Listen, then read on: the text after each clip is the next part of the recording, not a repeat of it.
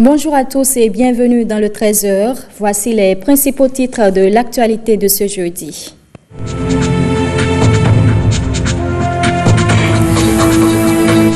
Décentralisation, où en est-on? Les acteurs du secteur s'y penchent. La revue en cours fait le bilan des performances et défis de 2018.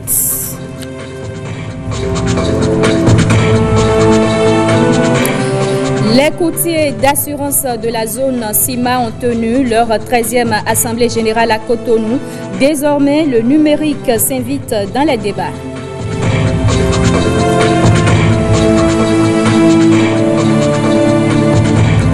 Deux éléphants hors du parc W, l'administration du parc et l'inspection forestière de l'Alibori profitent pour sensibiliser les populations des villages et hameaux.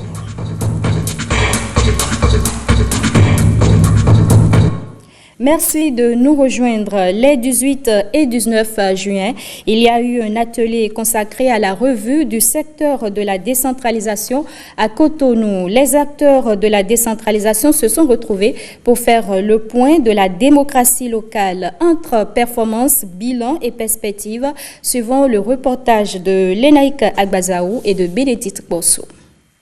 C'est l'heure du bilan de l'année 2018 dans le secteur de la décentralisation. Quelles sont les actions qui ont été menées? Quel a été l'état de santé de la gouvernance locale au cours de l'année écoulée? Les objectifs escomptés ont-ils été atteints? C'est à ce chapelet de questions que répondent ici cadres du ministère en charge de la décentralisation, maires des différentes communes du Bénin et partenaires techniques et financiers.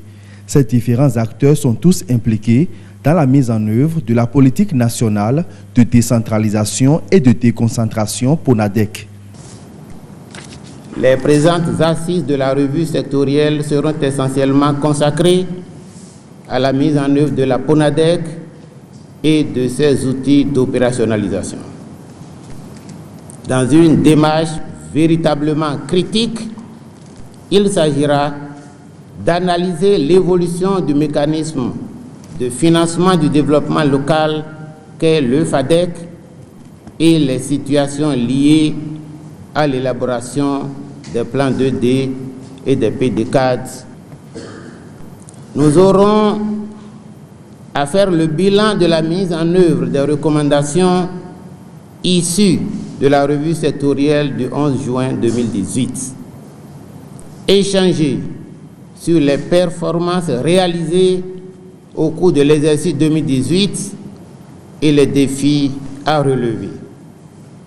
Proposer des mesures d'amélioration afin d'asseoir et de renforcer les performances et contributions du secteur dans la mise en œuvre du PC2D.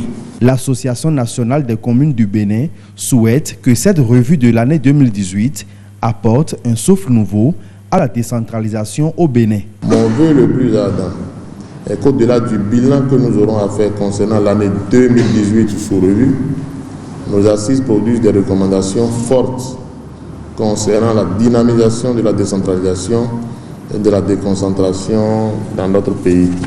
Plusieurs communications sont au menu de ces assises qui vont durer 72 heures. 2018 passé au peigne fin, les recommandations formulées vont contribuer à une amélioration de la gouvernance locale au Bénin. Parlons maintenant de la journée mondiale de lutte contre la désertification et la sécheresse. Elle a été célébrée dans la commune de Sinadé, placée sous le thème « Construisons l'avenir ensemble ». Cette célébration est marquée par la mise en terre de plusieurs plants sur le site de 28 hectares de la forêt communale de Sinadé. Abdoulaye Idrissou et Abdoulaye Moumouni Yakoubou pour plus de précision. Le désert avance. Les gens n'ont pas conscience. Il faut qu'on agisse. Agir, c'est planter et entretenir les arbres. Les usagers du bois de la Donga en sont bien conscients. En collaboration avec l'inspection forestière, plusieurs essences sont mises en terre ici à Bariénou. Nous sommes venus pour montrer, en tant qu'exploitants, nous ne devrons pas seulement exploiter, nous devons aussi retourner l'arbre à sa place pour retrouver la stabilité. Ils ont choisi pour arrêter la déforestation et aussi l'avancement du désert. De temps en temps, nous ferons des tours pour voir ce que nous avons fait. La restauration du couvert végétal est un impératif pour l'inspection forestière de la Donga. Pour cette 7e édition de la célébration de la Journée internationale de la désertification et la sécheresse, 2500 plants sont mis en terre sur une superficie de 1 hectare. On a mis le mélina à écartement de 2,2 pour faire un clin d'œil à nos essences autochtones, puisque c'est elles qui sont plus exposées aux actes d'exploitation. Nous avons pensé à l'Absélia, on a mis aussi du tamarindus, on a mis du ceiba pentadra et on a fait aussi un clin d'œil au pakia. Planter et entretenir les arbres, c'est construire l'avenir. L'avenir, c'est déjà trouvé, c'est-à-dire le couvert végétal qui est dégradé, les ressources forestières qui sont en train de partir à une vitesse croissante et que tout le monde ensemble, on puisse venir avec nos doigts, les usagers, les commerçants, les exploitants, ce défi de restauration de la couverture végétale. Nous en avons besoin et tel que vous allez le constater, l'arbre, c'est la vie. Aujourd'hui, la forêt est considérée comme une profusion, c'est-à-dire un garde à manger, où quand le villageois ou bien le riverain a faim, il se lève tôt le matin, entre dans la forêt. Je pense qu'avant de sortir, avant midi, il doit pouvoir sortir avec ce qu'il doit manger. La forêt classée de Barienou vient d'être reverdie. Toute chose qui va contribuer à l'atténuation du changement climatique dans cette région. 2 éléphants sont hors du parc W et l'information suscite de nombreux commentaires sur les réseaux sociaux. Néanmoins, l'administration du parc et l'inspection forestière de la Liborie suivent leur parcours. Elles profitent déjà pour sensibiliser les populations des villages et hameaux. On suit le reportage de Judikaël Aina et de Aziza Lagbe. Ce sont 2 géants éléphants, une femelle adulte et un jeune mâle hors de la réserve du parc de W depuis quelques jours. Les 2 bêtes parcourent la région de la Liborie, passant à proximité des villages et des champs. Aperçus dans la localité de Ouné, commune de Banikwara, ils sont actuellement la cause d'attroupement à Soukarou, un village de Ouara, dans la commune de Gogounou. L'administration du parc et l'inspection forestière sensibilisent donc. Il ne faut pas qu'il y ait de victimes aussi bien au sein des populations qu'au sein des animaux. Ces animaux, comme vous le savez, c'est beau à voir, tout le monde veut voir, mais vraiment il faut s'en méfier. C'est vrai. Il faut être suffisamment loin pour voir ce que vous pouvez voir. Même si les animaux passent dans vos champs, vous ne pouvez pas aller les renvoyer ou bien les bousculer, non. D'accord? Ne pas trop s'attrouper, les lancer des objets, les approcher très tôt pour vouloir prendre des photos, faire du bruit pour pouvoir les éloigner, non. Vous restez tranquille et vous les laissez passer, le reste on va gérer ensemble. D'accord. Donc ils ont quitté le parc, ils font les tours, ils sont à notre niveau ici. Ils vont continuer encore leur chemin.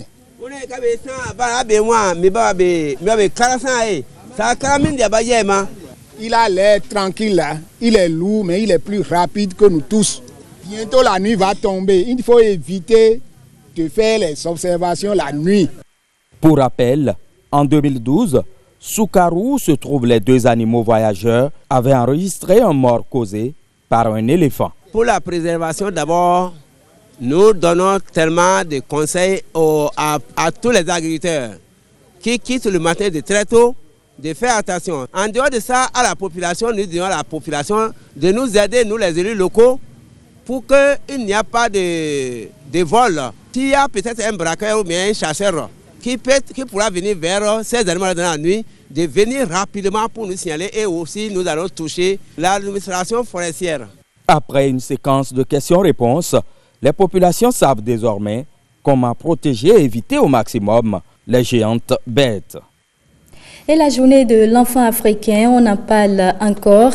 C'est ce mardi qu'elle a été célébrée dans le département du Zou.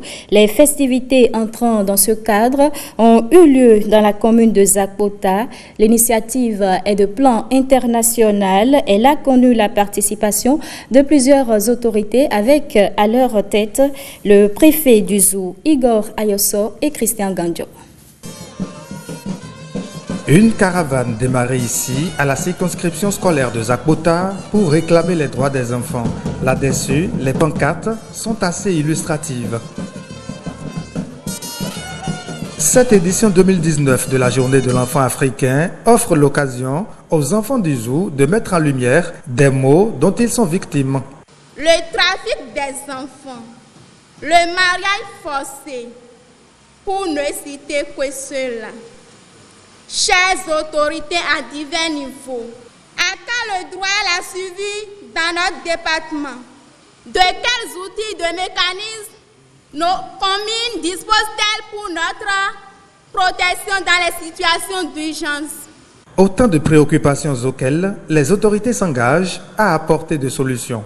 En réponse, je voudrais vous rassurer que beaucoup de mesures sont prises ou en train d'être prises pour garantir ce droit à la survie, notamment le combat contre la maltraitance des enfants.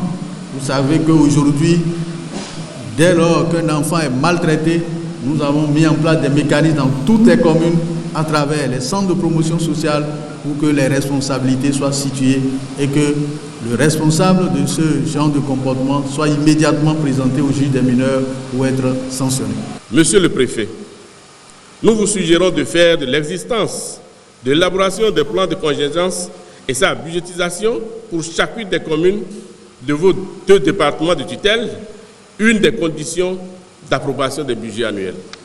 En ce qui nous concerne, à plan international Bénin, nous avons fait l'option d'accompagner l'action publique en soutenant l'amélioration de l'accès et de l'utilisation des services de santé sexuelle, de la reproduction et maternelle de qualité pour les adolescents et les jeunes vulnérables et exclus, en particulier les filles et les jeunes femmes dans un environnement d'égalité de sexe.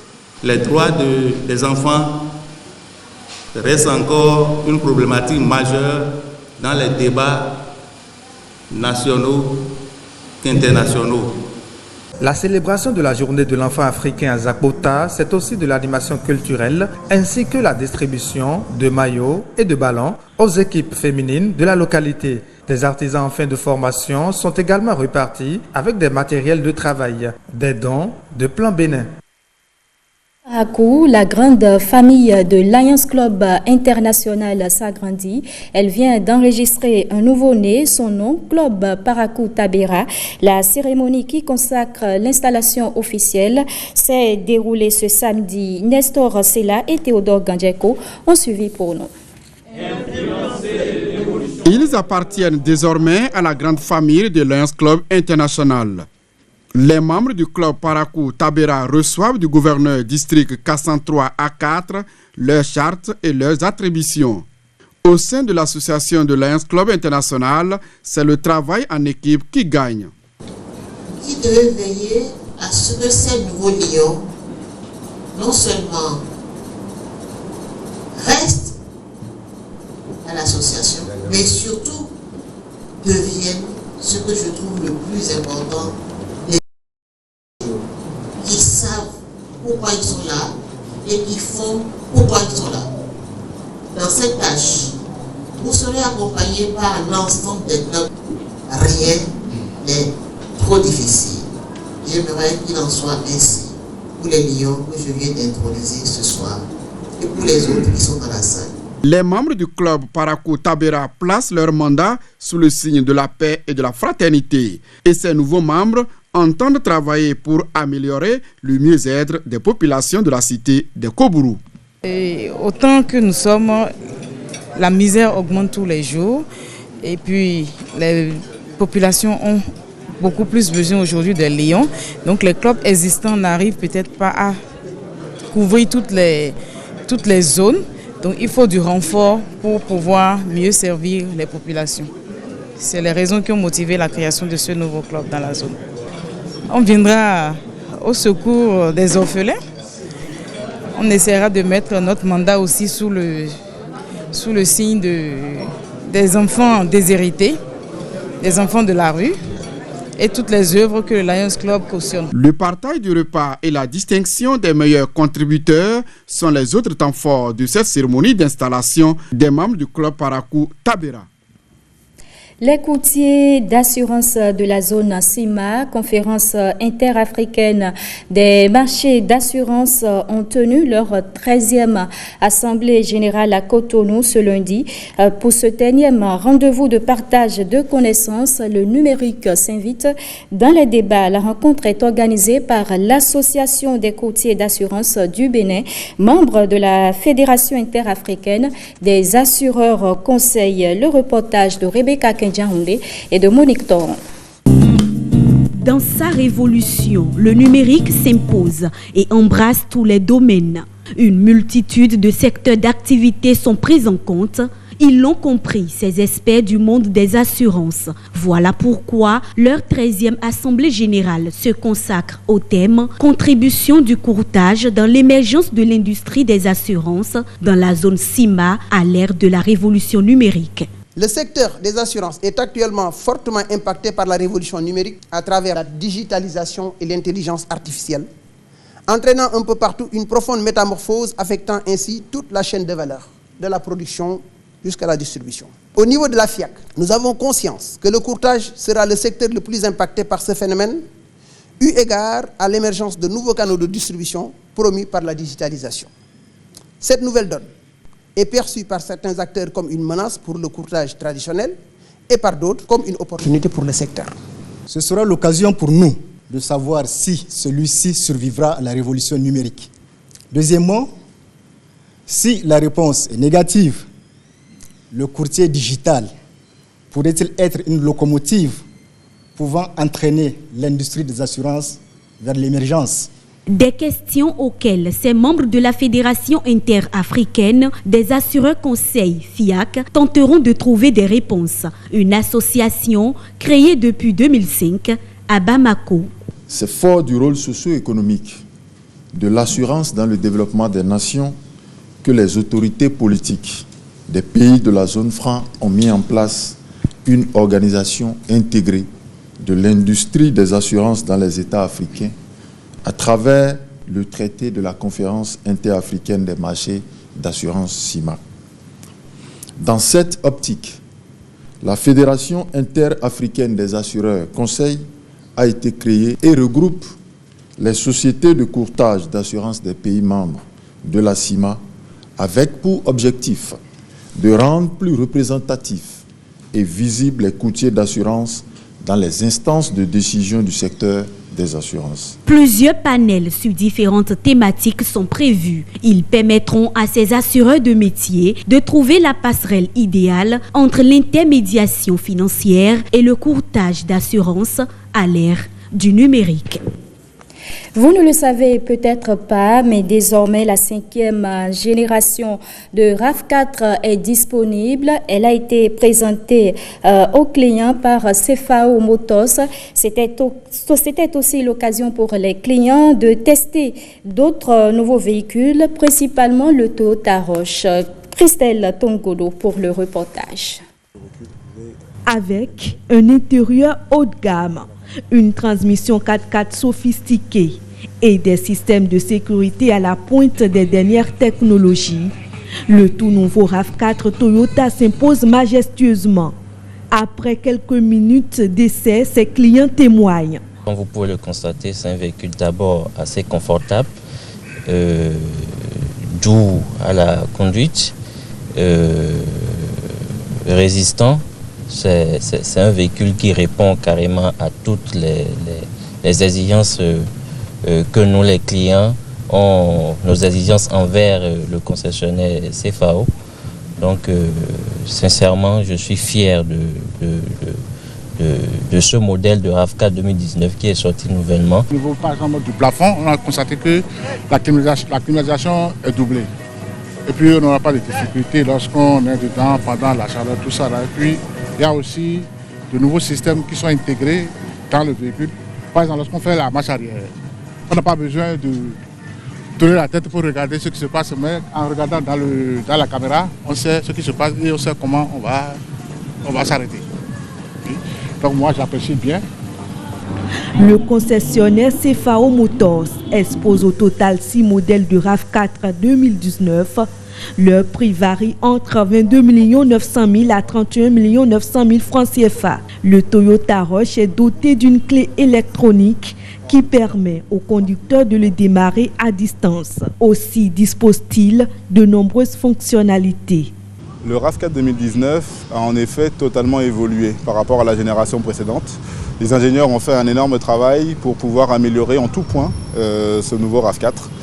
Il est dans un gabarit similaire, il donne plus de place à l'intérieur, un plus grand coffre, des motorisations qui sont plus puissantes tout en étant aussi plus efficientes. Le nouveau RAV4 a un tout nouveau design qui est plus sportif, plus moderne, mais qui fait aussi beaucoup plus raffiné vu sa vocation citadine.